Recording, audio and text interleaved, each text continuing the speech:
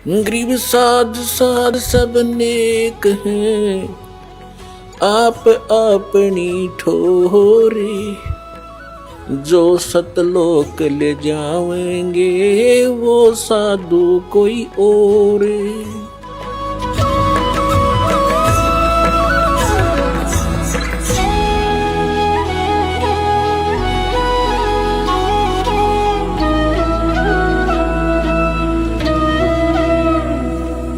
पुण्यात्मा, हम सभी प्राणी यहाँ काल के जाल में बुरी तरह जकड़े हुए हैं।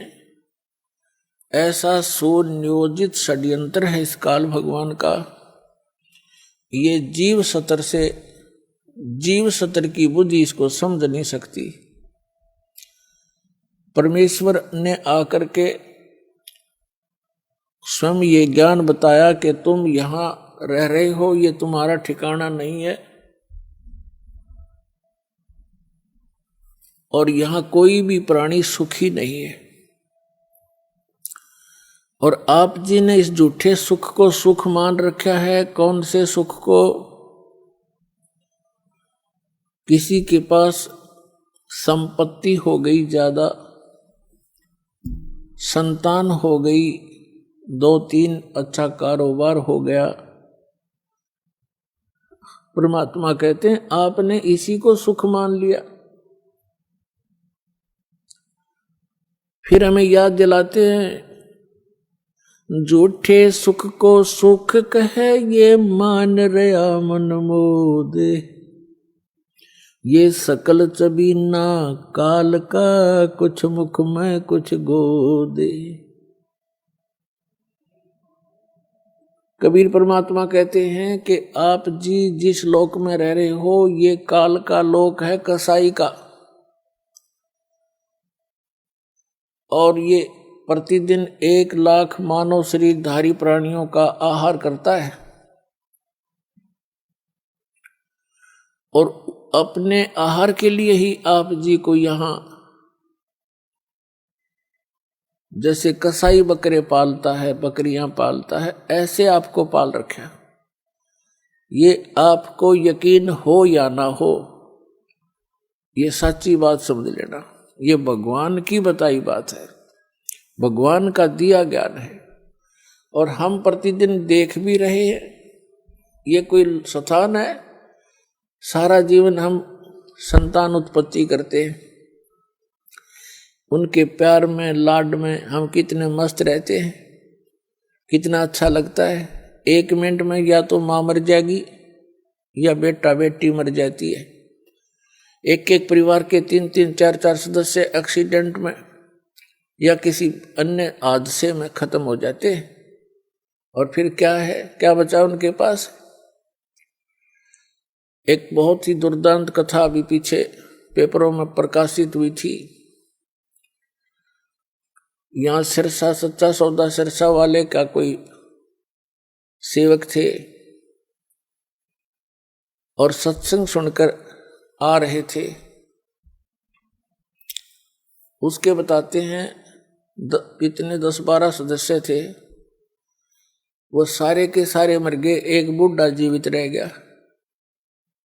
ये कोई जीवन है? तो परमात्मा हमें याद दिलाते हैं कि आप यहाँ कसाई के लोक में रह रहे हो और इसने आप जी को केवल इसलिए पाल रखा है जैसे कसाई बकरे पालता। उसका उद्देश्य क्या होता है? अंडरस्टूड है। और आपकी बुद्धि केवल जीव सतर की है, इसलिए परमात्मा ने आकर अपने बच्चों पर दया करी कि आप मेरी शरण में आओ। कबीर साहब कहते हैं फिर आपके ऊपर काल का जो प्रभाव है वो निरस्त हो जाएगा। फिर आप काल के मुख में नहीं जाओगे, आपको काल नहीं खा सकता। आपके बच्चों की सुरक्षा करेगा परमात्मा, आपकी सुरक्षा करेगा। यदि आपने इस गंदे लोक में भी कुछ भौतिक और सुख प्राप्त करना है तो भी परमात्मा कबीर जी की शरण में आकर आपको यहाँ का वो सुख भी मिलेगा। आपका परिवार भी सुरक्षित रहेगा। लेकिन इसमें सबसे प्रथम मर्यादा बताई है परमात्मा ने। कबीर साहब ने कहा कि जब तक हंसा हमरी आना और काल लगे नहीं तेरा बाना, पग पग पर यूं तक तक मारे काल अचानक बाना। अचानक तीर मार देता है कोई भी कारण बना करके, ये मृत्यु कर देता है। कबीर साहब कहते हैं जब तक हंस मेरी मर्यादा में रहेगा, इस नाम का निरंतर स्मरण करता रहेगा, सतनाम का, उस पे काल का अटैक नहीं हो सकता। तो पहले तो आपने ये भी देखना पड़ेगा कि जिन बच्चों को आप अपना मानते हो, आपका इनमें मोह ममता है, तो इनकी सुरक्षा के लिए भी परमेश्वर कबीर जी की शरण की आपको आवश्यकता है। अभी तक तो उस परमात्मा की इस यथार्थ भक्ति का कोई जानकार नहीं था, अब इस दास को भेज दिया है, अब इसका लाभ उठा लो।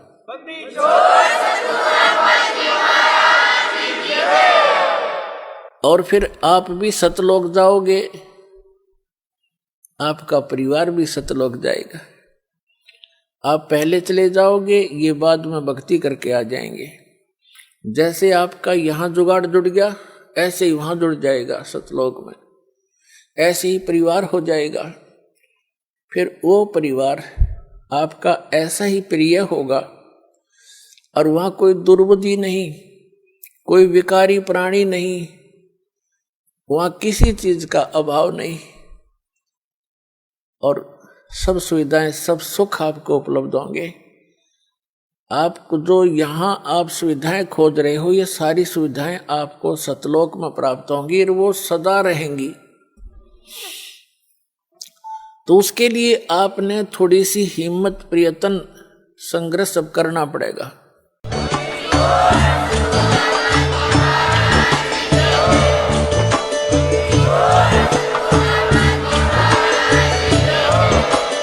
आप सुन रहे थे जगत गुरु तत्वदर्शी संत रामपाल जी महाराज जी के मंगल प्रवचन। अधिक जानकारी के लिए विजिट कीजिए हमारी वेबसाइट www.jagatgururampalji.org। संत रामपाल जी महाराज जी के शुभ आशीर्वाद से पूरे विश्व भर में 500 से भी ज्यादा नाम दीक्षा केंद्र हैं, जिन पर संत रामपाल जी महाराज जी द्वारा ऑनलाइन निःशुल्क नाम दीक्षा दी जा रही है। अपने नजदीकी नाम दीक्षा केंद्र का पता करने के लिए संपर्क करें 8222880541।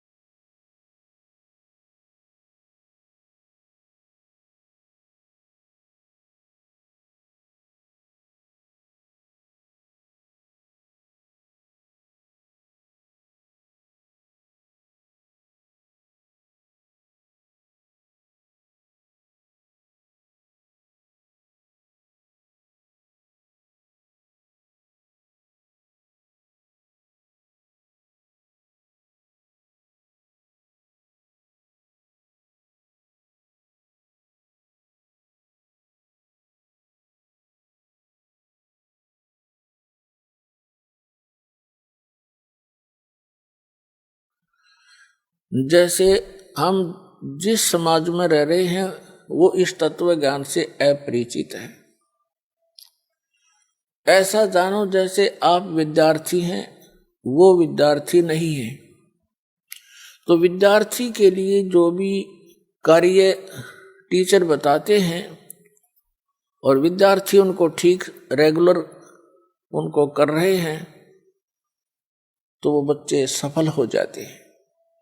तो जैसे तो आप जी विद्यार्थी यदि विद्यार्थी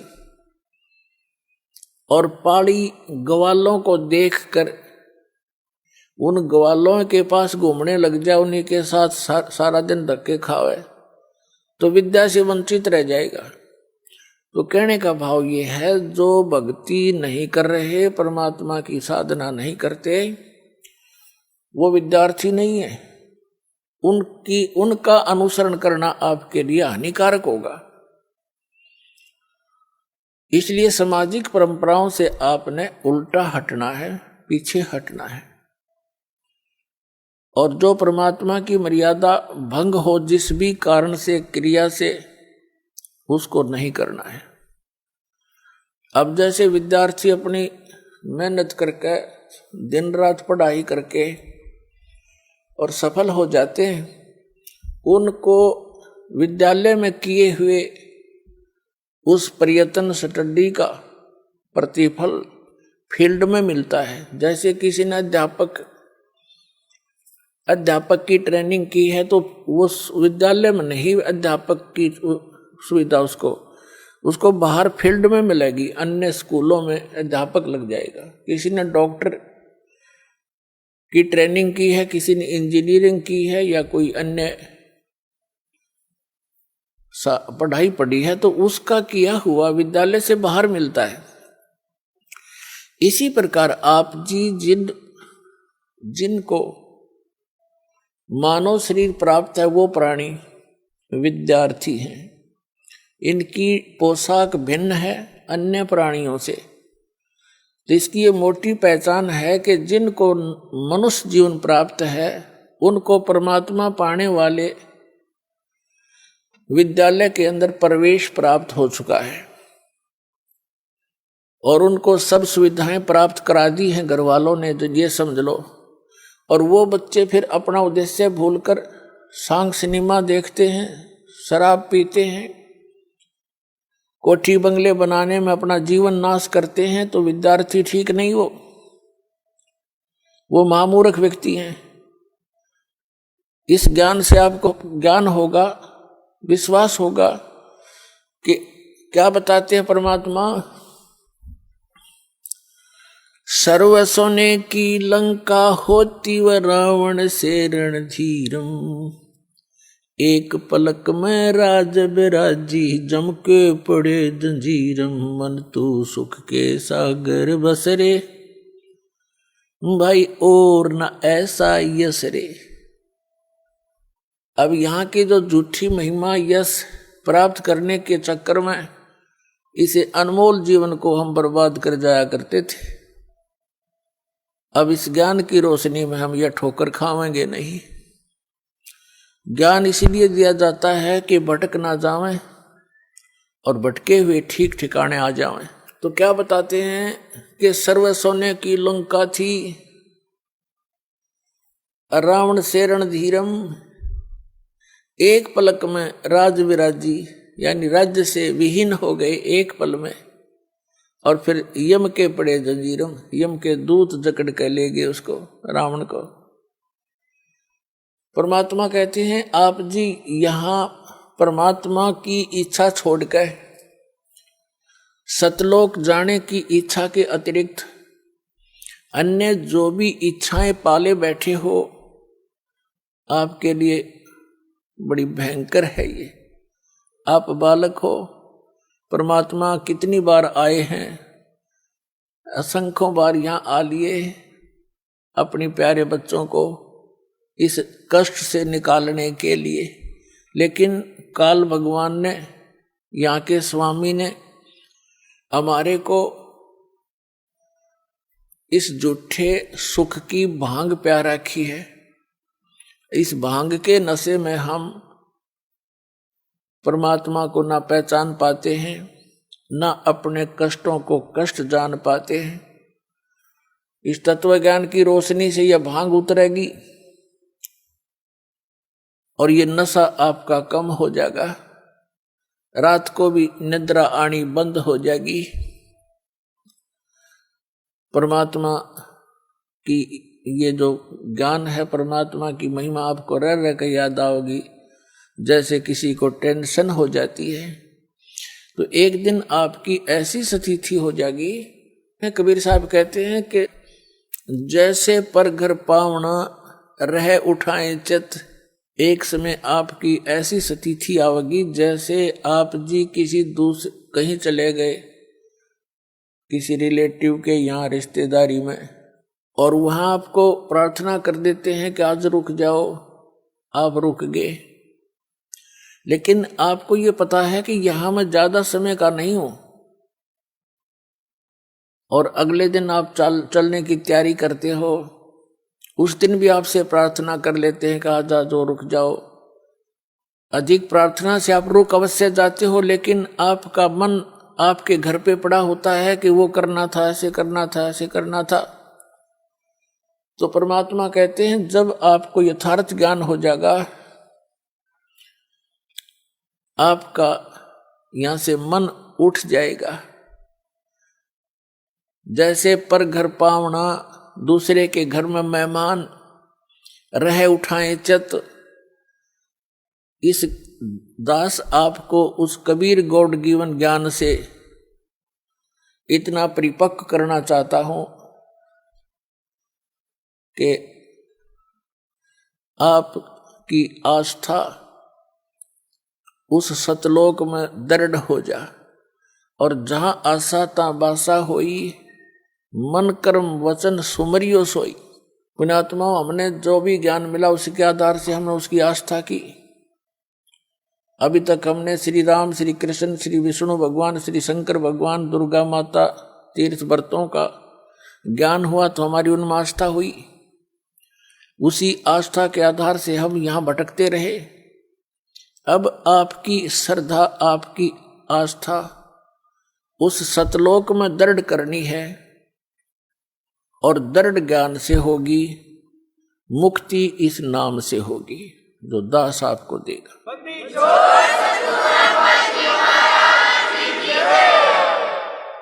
तो ज्ञान के आधार से परमात्मा कहते हैं क्या मांगो कुछ थिर न रहाई, देखत नैन चला जग जाई। 1 लख पूत 1.25 लख नाती, उस रावण के दीवान बाती। परमात्मा याद दिलाते हैं किसी के संतान नहीं है, वो केवल संतान की ही रट लगा रखी है, भगवान संतान दे, भगवान संतान दे। अब उसका दोष भी नहीं बेचारे का, क्योंकि इस काल भगवान ने हमारे अंदर एक ऐसी प्रेरणा बना रखी है, ऐसा समाज बना रखा है कि पुत्र नहीं हुआ, संतान नहीं हुई तो कोई जीवन नहीं मनुष्य का। ये तो बालकों वाली बातें हैं। बिल्कुल काल की प्रेरणा, काल से रंगे हुए व्यक्ति ऐसी बातें करते हैं जिनको ज्ञान नहीं। और जो भक्त हो जाते हैं, जिनको ये ज्ञान हो जाता है, उसके बाद आपकी स्थिति ऐसी हो जानी चाहिए, जो राखे तो ही रहूं, हमरा के चारा और खाने जाद खरीद हूं गुलाम तुम्हारा। जो राखो त्यों ही रहूं, जो देवो सो खाऊं। तो परमात्मा की रजा में राजी रहना सीखना पड़ेगा अपने। जिनके यहां संतान नहीं है, तो अब इस परमात्मा के ज्ञान के आधार से वो बहुत ही खुशकिस्मत व्यक्ति है जिनका संतान नहीं है। पुण्यात्मा, आज तक जो भगत और समाज का जो विरोध रहा, उसका यही कारण रहा है कि समाज की परंपराएं समाज के क्षेत्र की हैं, और भक्तों की भक्ति का जो मार्ग है, भक्ति की जो परंपराएं हैं, वो समाज के बिल्कुल विपरीत होती हैं। जिस कारण से विरोध बन जाता है। जो एक आध बार सत्संग सुनता है तो ये कहता है कि वो तो संतान कोई भी अच्छे नहीं बताता। नहीं, ऐसी कोई बात नहीं। जो ज्ञान है दास वो बता रहा है, और ये ज्ञान है। अभी तक आपने केवल अज्ञान सुना है। अब जैसे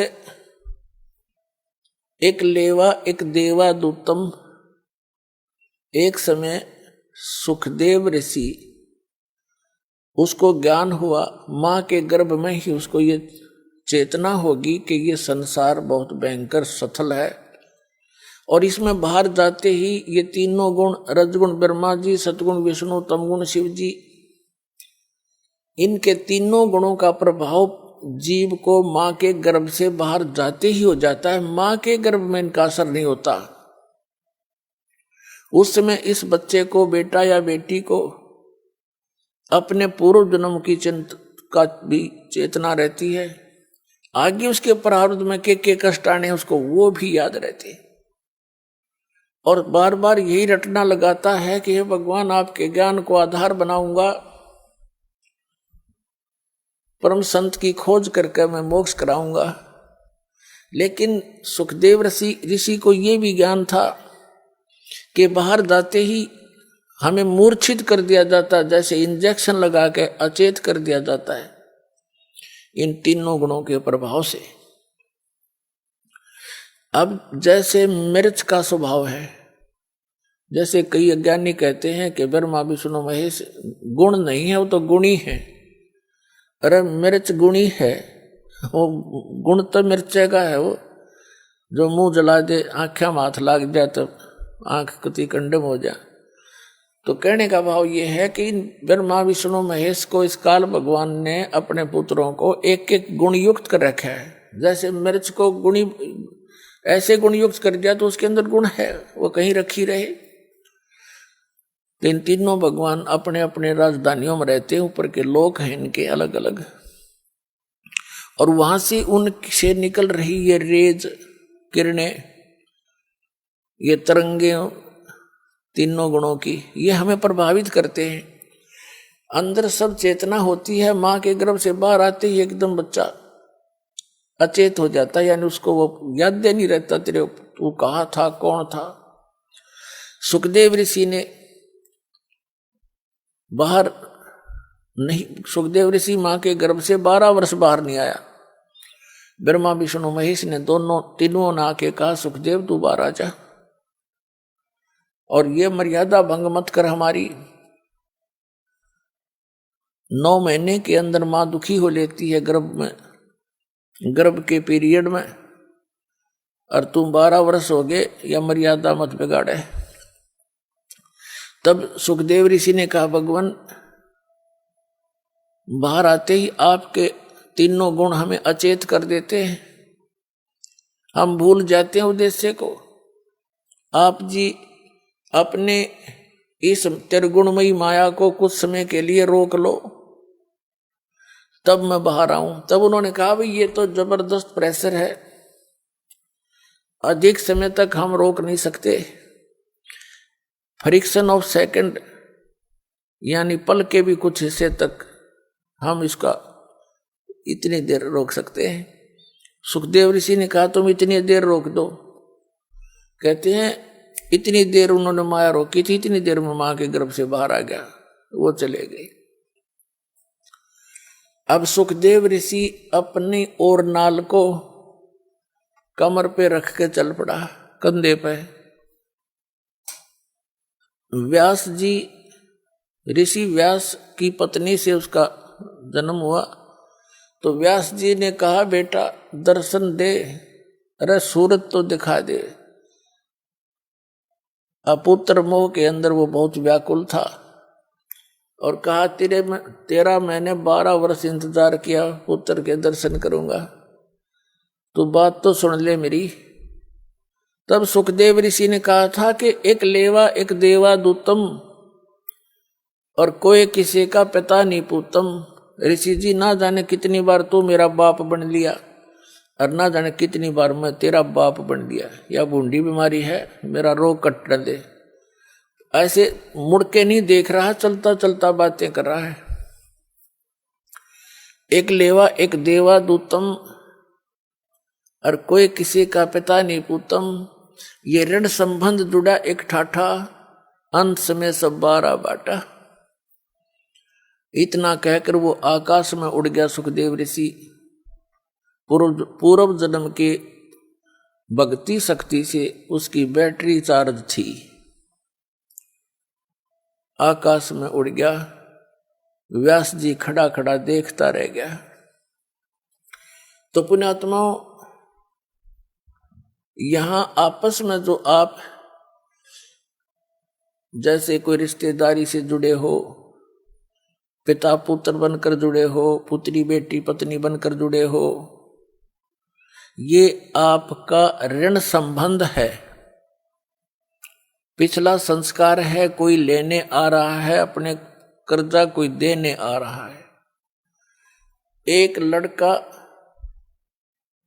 इतना लायक है,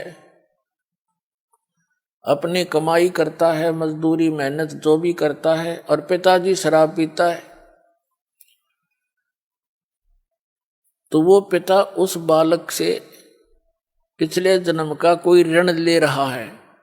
एक ऐसा पिता है, सारी उम्र एक माया जोड़ता है और पुत्र उसका फिर सिर फोड़ता है और शराब पीता है, गाड़ी खरीदने की जिद कर लेता है, यानी उसका नाश करा कर छोड़ दे। तो कहने का भाव ये है, एक लेवा एक देवा दूतम, कोई किसी का पिता नहीं पूतम। ऋण संबंध जुड़ा एक ठाठा, अंत में सब 12 बाटा। 12 बाट का अर्थ अपने अपने रास्ते जाएंगे। जहां संस्कार पूरा हुआ वही मृत्यु हो जाएगी। जब तक आप कबीर परमेश्वर की शरण में इस दास के माध्यम से नहीं आओगे, तब तक आपका एक जैसा भी संस्कार है वही मिलेगा, उसमें कोई परिवर्तन नहीं हो सकता। तो उसके आधार से आप अपना केवल ऋण ही चुका रहे होते हो। बेटा मर गया, माता पिता भाई बहन सब शेष बचे हुए टक्कर मारते रहते, मारे जाओ। अब वो तो आने से रहा, उसका समय पूरा हुआ, उसका ऋण खत्म हुआ, जितना लेना था वो लेकर चला गया। ऐसे बहुत सी कथाएं हैं जो कथाएं नहीं, सच्चाई है। एक व्यक्ति था, उसको एक पुत्र प्राप्त हुआ, उसकी पत्नी की मृत्यु होगी। उसने रीमैरिज की, उससे भी एक पुत्र प्राप्त हुआ, फिर दोनों की ही मृत्यु होगी। बड़े लड़के का विवाह कर दिया था, छोटा लड़का अभी छोटी आयु का था जो दूसरी पत्नी से प्राप्त हुआ था। तो दोनों की मृत्यु होगी, 2 बच्चे शेष रहे और बड़े लड़के का विवाह हो चुका था। कुछ दिनों के बाद वो छोटा जो लड़का था वो रोगी हो गया। उसके बड़े भाई ने, मौसी के बेटे ने बहुत कुछ इलाज भी करवाया कुछ दिन, और कुछ इलाज कराया। फिर उन दोनों के मन में दोष आ गया। किसके? उस बड़े भाई और उसकी पत्नी के मन में, कि हमारे हिस्से में, इसके हिस्से में लगभग 15-16 एकड़ जमीन है, मकान आते हैं, ये बीमार है, रोगी है, इसको कोई ऐसा विष दिलवा दे ये मृत्यु को प्राप्त हो जाए, क्यों पैसे खराब करे। उन्होंने उस वैद्य से संपर्क किया जो उसका ट्रीटमेंट कर रहा था। उसको लालच दे दिया कि उसने कहा मैं 500 रुपये लूंगा और इस काम न कर दूंगा। उसको 500 रुपये दे दिए। उसने ऐसी औषधि दे दी, विष डाल करके वो लड़का मृत्यु को प्राप्त हो गया। अब बात समाप्त हुई, भाई बच्चा बीमार था, मर गया, कोई ऑब्जेक्शन, कोई शंका किसी को नहीं हुई। लेकिन भगवान से कैसे छुपा देंगे हम? अब क्या होता है कि 1 वर्ष के बाद उनका पुत्र हो गया। 1 वर्ष के बाद उनको पुत्र हुआ और उस इकलौता पुत्र के लाड प्यार में न्यौछावर हो गए। अच्छा खाना खिलावे, बड़ा लाड प्यार से पाले। गिने दिनों में वो युवा हो गया। जब 16, 17, 18 वर्ष का हो गया तो उसका विवाह कर दिया। पहले बाल विवाह की प्रथा थी, तो विवाह कर दिया। विवाह होने के बाद वो बालक बीमार हो गया, रोगी हो गया, असाध्य रोग हो गया। अब वो तो अपना बेटा था, इसलिए इलाज कराना अनिवार्य था। सब जगह झाड़ फूक वालों से इलाज कराया, वैद्यों से महंगी को दवाई दिलवाई, आसपास सब जगह लुट पिट के फिर लुटपट लिए, लेकिन फिर भी रोग में कोई लाभ नहीं।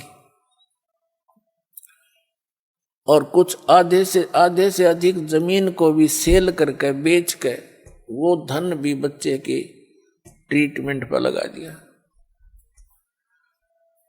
एक दिन वो दोनों बैठे बैठे उस बच्चे के मुंह की तरफ देख रहे थे। चारपाई पकड़ चुका था, अस्थि पिंजर शेष था। तब उस लड़के ने आवाज लगाई कि भाई साहब मेरी बात सुनना। अब उसका जो पिता था वो पास बैठा था, उसने कहा कि बेटा मैं तेरा पिता हूं, मैं भाई नहीं हूं। उसने सोचा कि ये बच्चा इतना रोगी होने के कारण इतना हो गया कि मुझे पहचानना भी बंद कर गया। तब उस लड़के ने कहा कि तू मेरा भाई है और सुन ले बात सारी, तूने मुझे विष देकर मरवाया था और मैंने वो अपना ऋण चुका लिया है। आधी जमीन से भी ज्यादा तेरी बिक चुकी है और ईब तेरा और मेरा एक कफन और लकड़ी का हिसाब किताब शेष रह रहा है, वो इकट्ठी कर ले। मैं तेरा वही भाई हूं, तेरे पुत्र के रूप में जन्मया हूं। अब उनको आंखें खुल गई उनकी। कहने लगा भाई बात सुन, मेरा तो कुल नाश हो गया। इकलौता पुत्र था और आस रही नहीं। 20 साल ब्याह 20 वर्ष से ऊपर विवाह को हो गए हैं, उसके बाद कोई संतान नहीं। मैंने तो जैसा किया था मेरे को परिणाम मिल गया, मिलना चाहिए था मेरे जैसे नीच ने। पर भाई एक बात और बता दे, इस जो लड़की तेरे विवाही आई है इसका के दोष है? अब उस समय सती प्रथा थी, पति मरने के बाद उसकी पत्नी को जीवित जलाया जाता था लकड़ियों में। तब उसने पूछा कि इस लड़की का क्या दोष है जो तेरी पत्नी है? तब उस लड़के ने बताया कि वो वैद्य कहाँ है जिसने मुझे जहर दिया था, विष दिया था। उन्होंने बताया कि आपकी मृत्यु के 2-3 वर्ष बाद उसकी मृत्यु हो गई थी। उस लड़के ने बताया कि ये मेरी पत्नी वो वैद्य है, इस दुष्ट को अब सजा मिलेगी। यूं कहकर वो प्राण त्याग गया। पुण्यात्माओं, ये 100 की 100 सत्य बातें हैं, क्योंकि जब तक हमें परमात्मा का डर नहीं होता हम इनको कान्ना पर टाल देते हैं। कोई ये कह सोचता है कि वैसे कथाएं नहीं। कबीर साहब कहते हैं तुमने उस दरगाह का मैल नहीं देखा, धर्मराज के तिल तिल का लेखा। तो कहने का भाव ये है पुण्यात्माओं, फिर भी जो भी आपका ऋण संबंध जुड़ा है, परिवार है, बेटा है, बेटी है, माता पिता, भाई बहन है, अब इस ऋण को हमारे लिए तो ये भारी बात है। जैसे किसी का 1-2 लाख रुपया कर्जा हो, उसकी मित्रता किसी अच्छे सेठ साहूकार से हो जाए जिसका करोड़ों की संपत्ति हो, तो उसने उसके ऋण मुक्त करने में 2 मिनट लगेंगे। 2 लाख रुपया पकड़ा देगा, ले बेटा ले ले, हो जा तेरे जब दे दिए ना तो मत देना। ऐसे भी नेक पुरुष हुआ करते थे। तो ये समर्थ शक्ति कबीर साहब है। आपसे तो ये ऋण उतरा नहीं, क्योंकि जो विधान आपने अपना रखा है, जिस भगवान की आस लिए बैठे हो वो तो कर आपका किया भोग कर ही समाप्त होगा, दुख भी और सुख भी, ऐसा नियम है। और इस परमात्मा का नियम है कि आपके पापों का नाश कर देंगे। पिछला संस्कार सब खत्म हो गया, वर्तमान का जो प्रारब्ध है उसमें परिवर्तन करेगा आपके में। आपके बच्चों को अपने कोटे से धन देगा, आपको प्यार दिलाएगा उनसे, क्योंकि बच्चों को ऐसा ज्ञान दे दिया जाएगा। जिन बच्चों ने आपको सताना था, कोई चोरी करके जेल में जाना था, कोई डाके मारना थे, या शराब पी कर आपको तंग करना था, आपकी पुत्री ब्याही जाती है, दामाद दारू पी रहा होता है, पत्नी लड़की को सताता है, माँ बाप भी रात को बैठकर चिंतित होते हैं। तो ये सब समस्याओं का समाधान, ये संस्कार आपके परमात्मा कबीर जी बदल देगा, तो आपका जीवन सुखी होगा।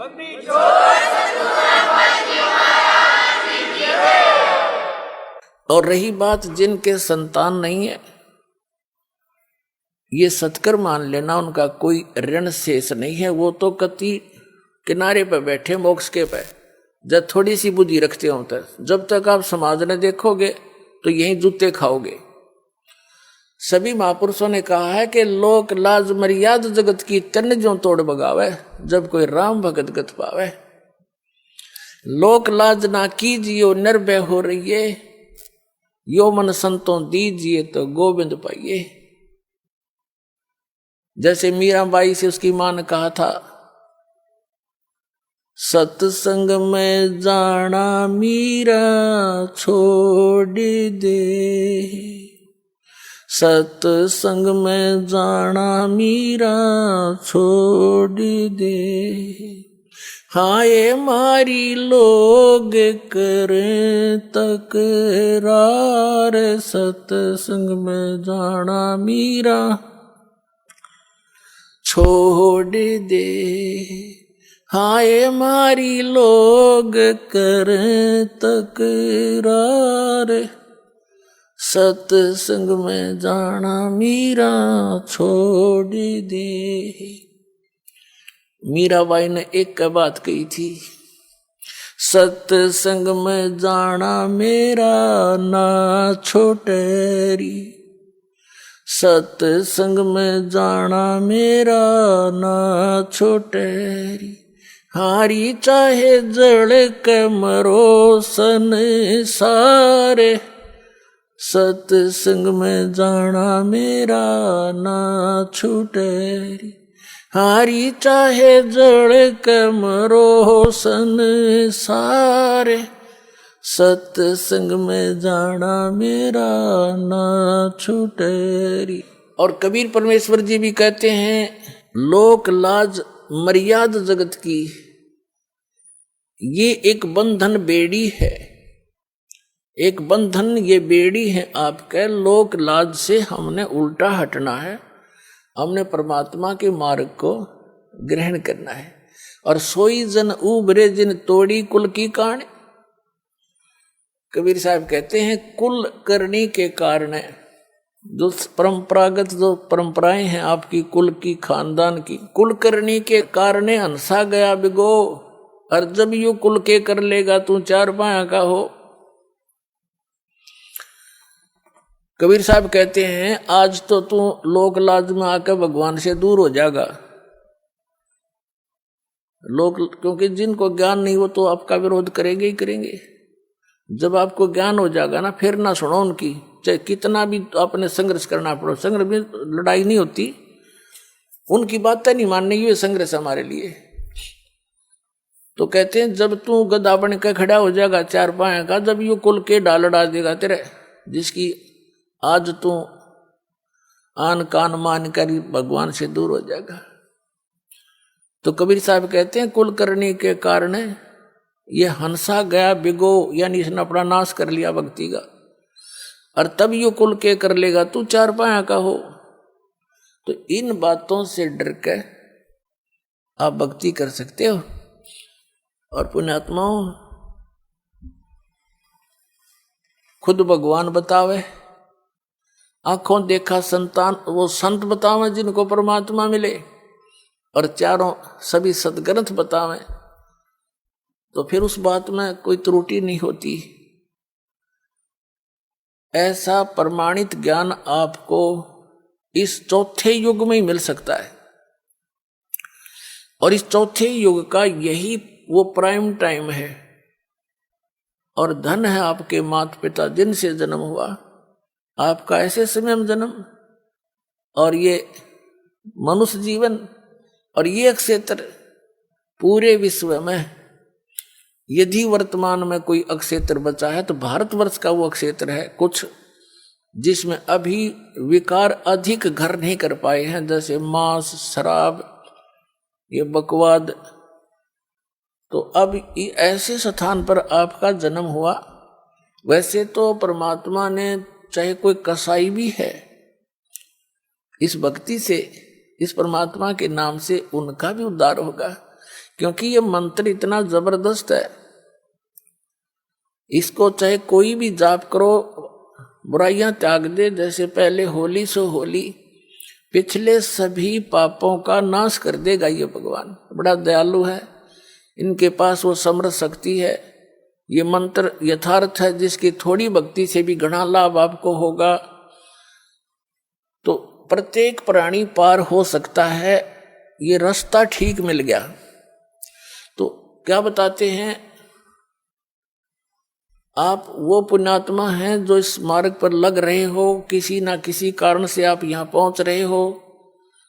आप कोई दुख में यहाँ आया है, किसी से सुनकर कि वहाँ ऐसे राहत मिलती है, वो तो 100% है, वो तो दुख आपका दूर होगा ही होगा। वह तो चिंता करने की जरूरत नहीं आपने, पर विश्वास आपका चाहिए।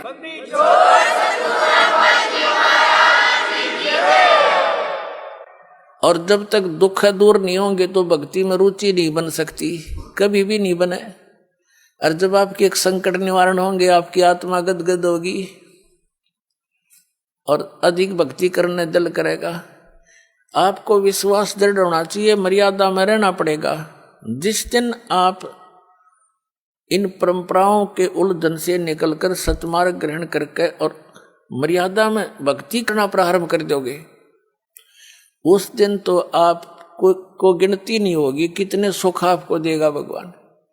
कई भक्त तो जो सब जगह दुख पाकर, सब जगह भटक कर आए हैं और सब ठिकाने देख लिए, कहीं कुछ राहत मिली नहीं, तो वो तो समर्पित हो जाते हैं आते ही, उनको राहत भी तुरंत मिलनी प्रारंभ हो जाती है। जैसे अभी वैसे तो बहुत से भक्त हैं जिनको राहत मिल रही है।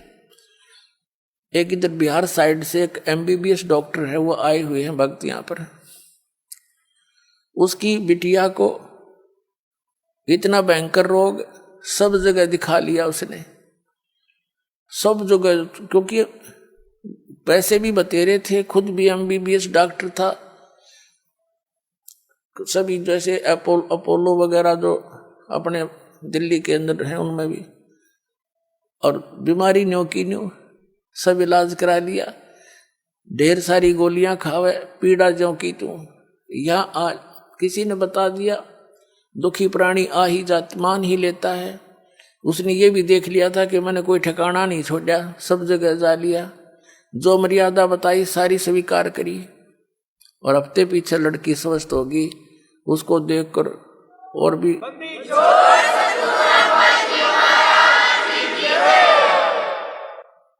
तो कहने का भाव ये, फिर वो जा करके उसने वहां बताया, सबने देखा, क्योंकि सब उसके मित्र प्यारे जहां वो क्लिनिक रखी थी वो सब को पता था कि लड़की बहुत दुखी थी।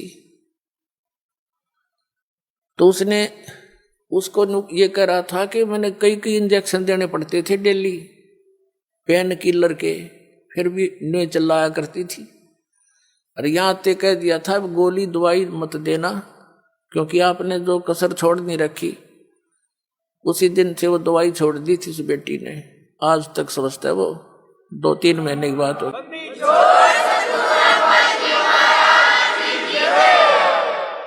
पुण्यात्मा, जहां तक मेडिसिन यानी दवाई का जो काम है वो अपने स्तर पर ही कर सकती है, और जो संस्कार में जो दुख है वो मेडिसिन से दूर नहीं हो सकता, वो आध्यात्मिक पीड़ा है, तो आध्यात्मिक शक्ति से ही ठीक होती है वो। तो यहाँ हर तरह से सुविधा है, आपका प्रत्येक रोग भी नाश होगा, आपके ऊपर कोई कर्ज है उसकी भी ऐसी व्यवस्था कर देगा यो कबीर भगवान, आप सोच नहीं सकोगे। ये सत्कर मान ले।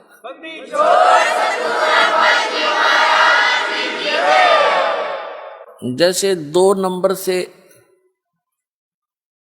नंबर से जो कमाई करते हैं, हेरा फेरी करके, मिलावट करके, चोरी करके, रिश्वत लेकर, ये तो विष का काम करेगा आपके, एक दिन देख लेना। आपको पता नहीं, अभी तो देखम देखा लग रहे हैं सभी।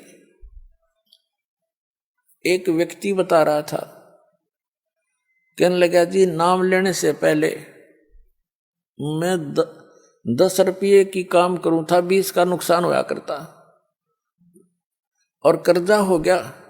आज से 10-15 वर्ष पहले की बात है, 1-1.5 लाख रुपया कर्जा। 10-15 साल पहले 1 लाख राज के 10 लाख कर्जा, समझ लो।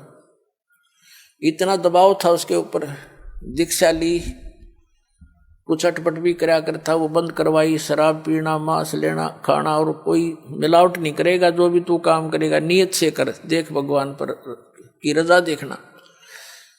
तो उसने क्या किया, दृढ़ हो गया वो कि मेरी हेरा फेरी तय और सारी बकवादा यू कर्जा तो कम होता नहीं, मैंने इनकी सारी बात मान के देखता हूं।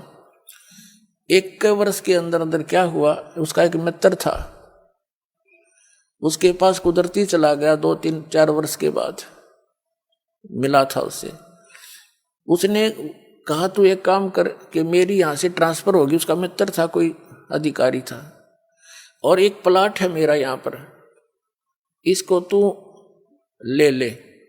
तो उसने कहा, मैंने वो कह रहा था, मैंने कहा मेरे पास पैसा तो एक भी नहीं है। कहना फिर दे दिए, तू इसको ले ले, संभाल लेगा, मैं जाता हूँ दूर, और ये मेरी पत्नी का नाम है, तो अपने नाम करा ले।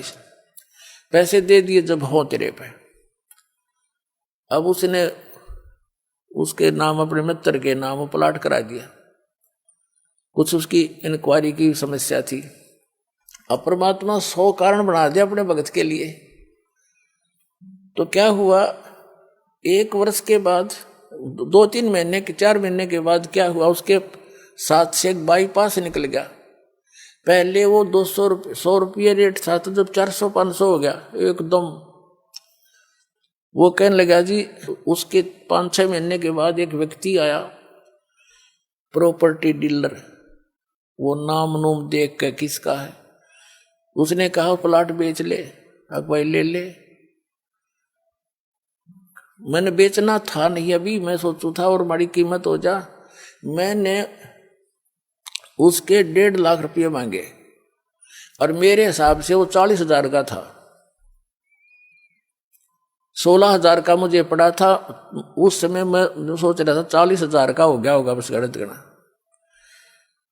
तो कहने का भाव ये है, हमारा सौदा 1.40 में हो गया, और मैंने सोचू देख मूर्ख कड़ा फंसा हो, और वो न सोचा ये 500 रुपये का रेट हो रहा, यो मूर्ख, इसने बेरा कोई नहीं होगा वहां के रेट का। अब दोनों का सूत आ गई, और लेने वाले ने भी बेनिफिट, बेचनी है जीस आ गया, तुरंत तो बयाना दे गया, नहीं होता 30,000 रुपये बयाना दे गया। तीसरे दिन रजिस्ट्री करा ली। रजिस्ट्री करा ली, जब पता लगा मैंने होता है उसका रेट गणा हो रहा था, पर मेरा सब्र हो गया कि भगवान मेरा कर्जा भी उतर गया, 10-20 दौरे भी रह गए।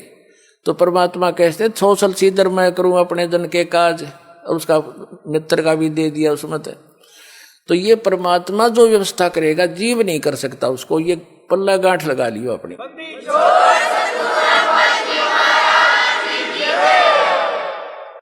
तो पुण्यात्माओं, हम भगवान को छोड़कर अपनी दुर्बुद्धि के कारण जो गलतियां करते हैं, वो हमें हानि करती है, लाभ नहीं।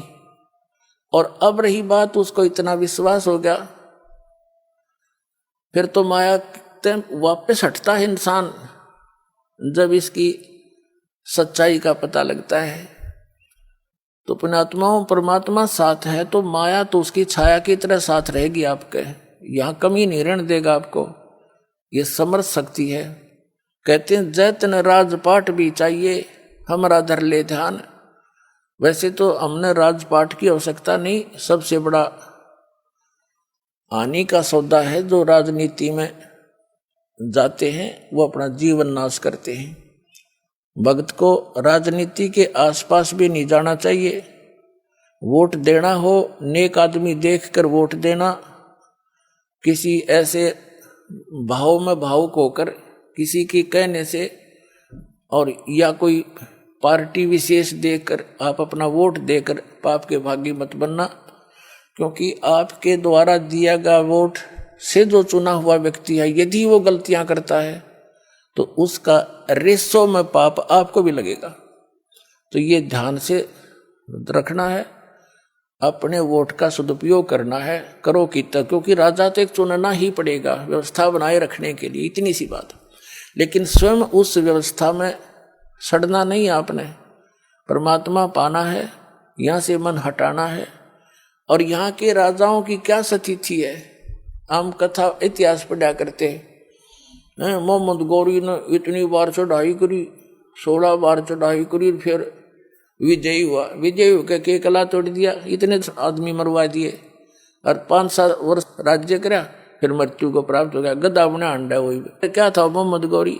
तो हम इन बकवादों को याद करके उन इतिहासों को अब दोहराएंगे। अब कोई राजा है, मंत्री है, मुख्यमंत्री है, 10-5 वर्ष मुख्यमंत्री रह भी गया तो के कला टूट गया, कल न कुत्ता बनकर शहर चपट्टे यही करता फिरेगा। तो हमने इस बीमारी को याद रखना है या लागण नहीं देनी अपने, यो रोग से दीर्घ।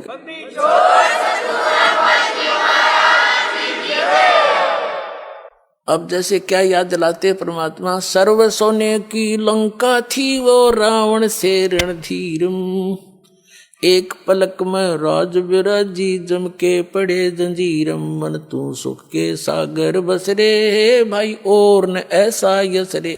जैसे कोई अच्छा राजनेता हुआ है और उसकी मृत्यु के उपरांत उसकी यादगार में उसका स्टेच्यू बना दिया, मूर्ति कोई पत्थर पीतल की, 1 वर्ष में उसका सत्कार करने जाते हैं, राजनेता माला डाल देते हैं, दीप जला देते हैं, उसकी आरती उतार देते हैं, और शेष समय में मनमाने वही राजनेता और कौवा बड़का अपने स्टेच्यू पे ऊपर बैठ कर बीट करता हो सिर पे। बता के जस हुआ, क्या ये सही है? इस झूठे लोक में यदि आपने सफलता पानी है तो इन यहाँ की मर्यादाओं की तरफ झांकना नहीं है, वही हमें हानि करती है। हम यहाँ के ठाठ बाट देखकर हम भी बह जाते हैं। तो परमात्मा कहते झूठे सुख को सुख कहे ये मान रहा मनमोद, ये सकल चबीना काल का कुछ मुख में कुछ गोद। ये सब काल का आहार है, काल व्यवस्था है। काल व्यवस्था से ऊपर उठेंगे तभी हम परमात्मा पाएंगे। अब क्या बताते हैं परमात्मा, क्या मांगो कुछ थिर ना रहाई, और देखत नैन चला जग जाई, 1 लख पूत 1.25 लाख नाती, उस रावण का आज दीवान बाती। हम एक पुत्र प्राप्ति के लिए खड़दू उतार देते हैं, संतान हो जा, संतान हो जा। कोई बात नहीं, परमात्मा अगर चाहेगा तो वो भी आपको अवश्य देगा, लेकिन इस ज्ञान को आधार बना के आप अपना जीवन सफर तय करो, तभी आपको लाभ होगा। यहाँ ऐसे प्रमाण हैं, एक बहन को 27 वर्ष हो गए थे ब्याह हुए, नरकती आस छूट ली थी, यहीं आई हुई है वो। अब पिछले वर्ष 2 कन्या दे दी उसको, 2 लड़कियां। नो बोली जी घनी खुशी होगी, मनता कन्या मिल गई। यानी अब उसने केवल वह मांगी भगवान तय, ई भगवान मांग ले दूसरी बात से, पर अब तक तो वह 2-3 साल से थी, यही मांग कर रही थी। एक बहन का 57 वर्ष की आयु होगी थी, एक लड़की होकर फिर कोई संतान नहीं थी। लड़की का विवाह हो लिया था, पोता पोती दोता दोती हो गए थे उस लड़की का, यानी बच्चे हो गए थे। उसके बाद उसने नाम लिया, यह डिमांड रटलाई रखी, 57 साल की उम्र में लड़का दे दिया भगवान ने। अगले तो यो खिलौना मांगे।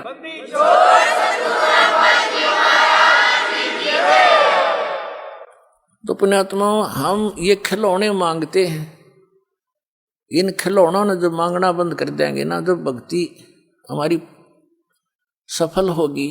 कबीर साहब कहते हैं, होले सुहागण सुरता त्यारे, मालिक गिरी जाना है तो होले सुहागण सुरता त्यारे, मालिक घर जाना है तो होले सुहागण सुरता त्यारे, मालिक गिर जाना है तेरा सोन शेखर बरतार, मालिक गिर जाना है।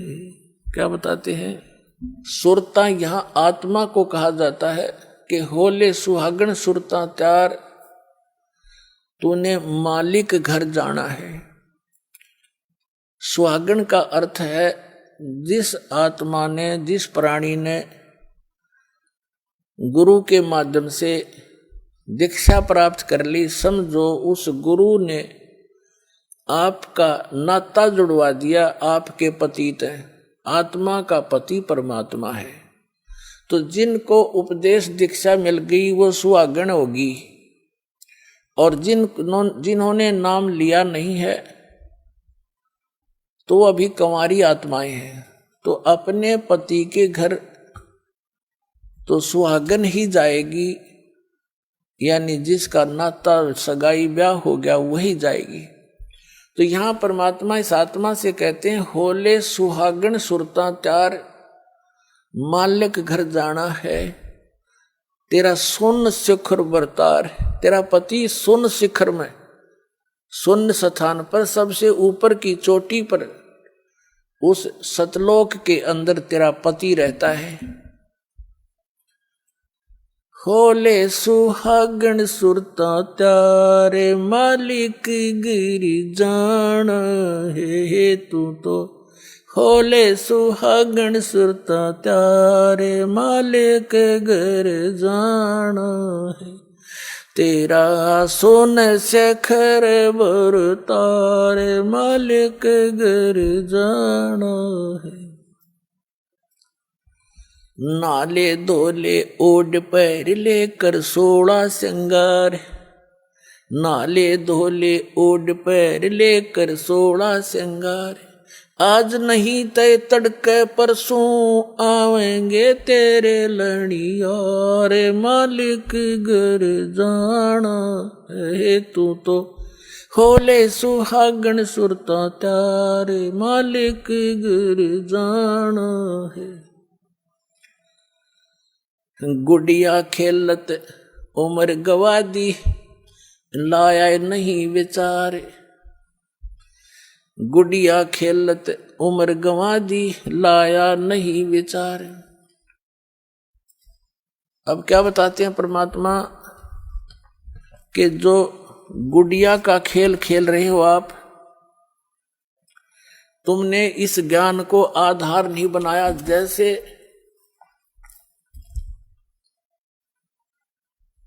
छोटे पहले समय में क्या होता था, बच्चों की पढ़ाई नहीं होती थी।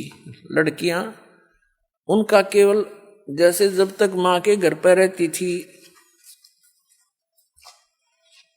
तो अपने माता पिता के यहाँ अपना जैसा भी जिसका कर्म था वो कार्य किया करती थी।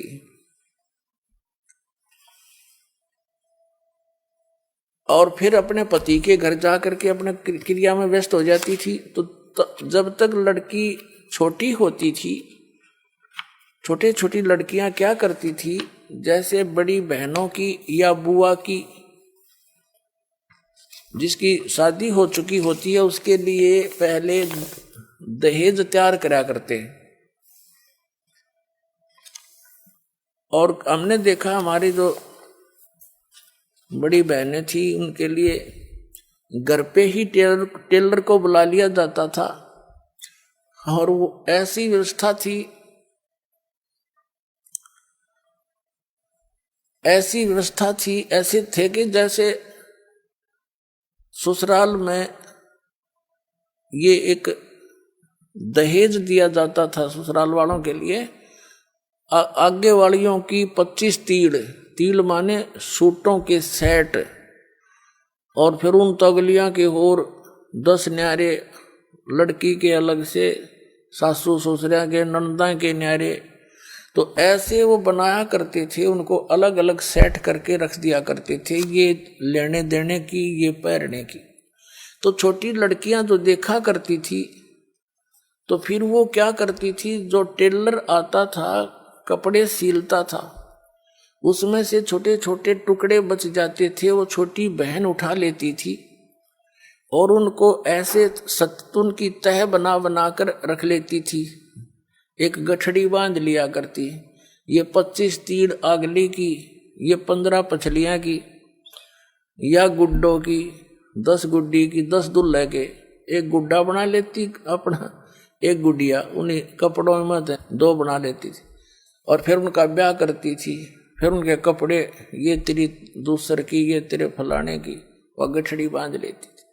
और उसके उस चीथड़ों में से कोई दूसरा भाई बहन एक आध चीथड़ा निकाल लेता, वो टुकड़ा रो रो कर रोदन मचा देती। वह उसको कोई पूछता, बेटी क्यों रो रही है बहन, तो वह कहा करती, हाय मेरा सूट निकाल लिया, हाय मेरा सूट निकाल लिया। अरे क्या किसा सूट था, वो फिर उसने धमकाओ, ला इसका सूट का, वो लिखा इतना चीथड़ा, वो इतना कपड़ा, उसने नो कहा यूं था, हाँ यूं है, यूं दे मेरा उल्टा है।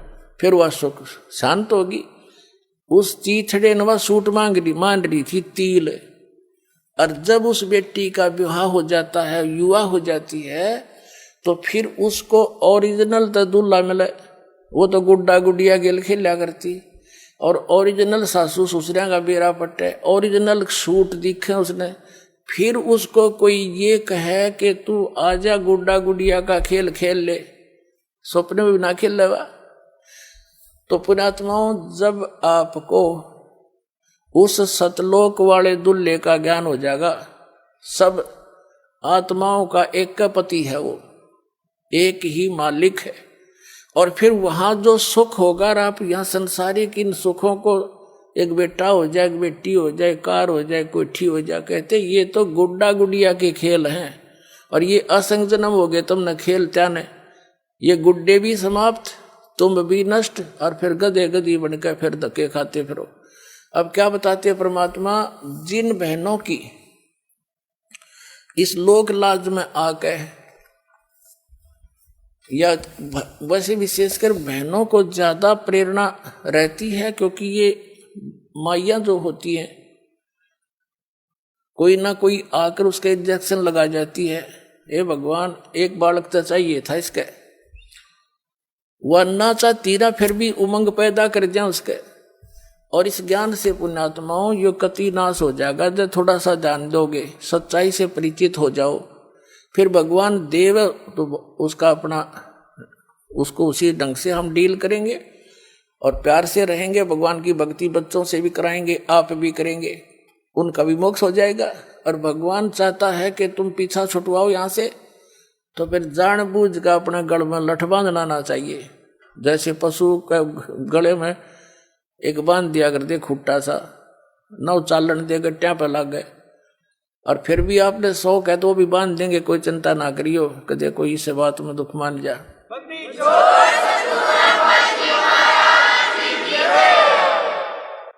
तो कहने का भाव ये है कि जो बहन, और परमात्मा चाहता नहीं कि बेटी को क्यों फांसी लाऊं, क्यों खाम का, इसका मुक्त ज्ञान समझ लिया, भक्ति कर ले, पीछा छुटवा ले। जो अनजान है, नहीं मानती, उनके भाग में है नहीं, भगवान से भी दूर हो जाती है वो तो ये उद्देश्य से लेकर आती हैं। और परमात्मा देखो, नीरू और नीमा नाम के जो 2 जुलाहा थे, वो जुलाहा जुलाही थे, 62 साल की उम्र होगी थी उनकी, कोई संतान नहीं थी। परमात्मा ने उनको ये गले में लठ बांधना उचित नहीं समझा, उनके संतान नहीं दी, उन्हें सिर पटक लिया और स्वयं आगे बालक रूप धारण करके कमल के फूल पर प्राप्त हो गए। उनका वो दिल भी डांट दिया और उनका संस्कार भी मिटा दिया, क्योंकि वो तो समर्थ आगे, उन जरूरतें ना थी। उनके आने ऐसी परमात्मा गर्दिश का आगे उसका कमी क्या की रही थी। कबीर साहब जब नीरू नीमा कबीर साहब को उठा ले गए, अब पहले नीमा भी साथ हाथ बटाया करती थी कपड़े बुड़न में। नीमा तो फिर सारा दिन कबीर परमात्मा को सीने से लगाए बैठी रहती, जहाँ जाओ साथ ले जाती। अब वो काम करता था अकेला, आधा काम रह गया, समस्या आने लगी रोटियां की भी। तो परमात्मा ने एक दिन क्या किया, बहुत चिंतित थी उसकी माँ भी, उसका मुंह बोली माँ मुंह बोला पिता। जिस पालने में वो झूल रहे थे उसके नीचे कपड़ा बिछा रखा था, जिसने रुमाल सा बिछा देते बच्चे के। परमात्मा ने पैर के साथ वो कपड़ा उठा दिया तो नीचे क्या देखा कि सोने की एक असरफी रखी थी। और परमात्मा ने उन्होंने जब उठाई तो आकाशवाणी कर दी दाता ने खुद ही कि नीमा किसी को बताना नहीं, अपने रोजगार वास्ते इसको प्रयोग कर लेना, बाकी का धर्म पर लगा देना। अब उसने अपने पति को बताई कि आकाशवाणी हुई ऐसे ऐसे, भगवान ने दया करी, बड़ी देख बच्चे के कपड़े के नीचे हमें एक सोने की मोहर मिल गई, यानी 10 ग्राम सोना, आज तो 30,000 का 40 का हो रहा है। तो उन्होंने उस दिन से उनका निर्वाह भी वह समस्या भी हल कर दी परमपिता ने। फिर जब कबीर साहब हो गए 5-10 वर्ष के, तो उसने एक दिन अपनी सहेली को बता दी या समस्या होती है, तो सहेली को बताई कि तुम कहाँ से मिलता है तुझे ये पैसा, कि उसने बताया ये लड़का ऐसा भगवान आ रहा है, इसके कपड़े का नीचे पावर दे लिया हमने। अगले दिन ना पाया, हो गया बंद काम। फिर परमात्मा, वो तो लीला थी उनकी, फिर जब समस्या देखी तो आप भी कपड़ा बुनने लगे। तो कहने का भाव दास का ये है कि उस परमात्मा ने उन प्यारी आत्माओं को इस दलदल में धसने नहीं दिया, संतान नहीं दी, ना तो संतान इतनी दे दे संभड़ी भी ना थारे पास जुड़वा दे भगवान तय। तो उनका उद्देश्य ये है कि तुम यहाँ से पीछा छुटवा लो, और ये तो असंग जन्म हो गए, तुमने खिलौने, इन खिलौना तो खेलता नहीं, ना ये खिलौने रहते ना तुम रहते।